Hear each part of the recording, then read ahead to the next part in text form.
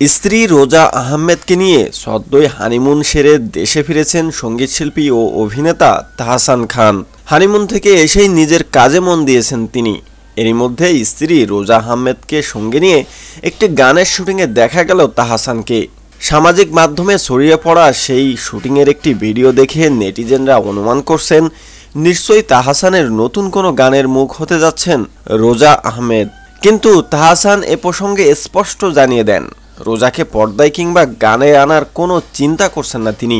সম্প্রতি গণমাধ্যমের মুখোমুখি হন তাহসান, সেখানে তার কাজ প্রসঙ্গে নানা আলোচনা করেন সঙ্গীতশিল্পী। শুধু তাই নয়, আসন্ন ভালোবাসা দিবসের পরিকল্পনার কথাও জানালেন তিনি। এই মুহূর্তে বেশ কয়েকটি গানের কাজ নিয়ে ব্যস্ত তাহসান। আসন্ন ছবি জঙ্গলিতেও জনম জনম নামে একটি গানের কাজ করছেন তিনি। এছাড়াও এবার ভালোবাসা দিবস উপলক্ষে থাকছে তাহসানের বেশ কয়েকটি গান, জানিয়েই মূলত তাহসানের ভালোবাসা দিবসের পরিকল্পনা। ভালোবাসা দিবস প্রসঙ্গে তাহসানের ভাষ্য, একটা সময় ভালোবাসা দিবস মানেই ছিল ভক্তদের কাছে আমার নাটক, আমার কাজ। তবে শেষ কয়েকটি ভালোবাসা দিবসে কাজ তেমন হয়নি, অভিনয় প্রায় ছেড়েই দিয়েছি।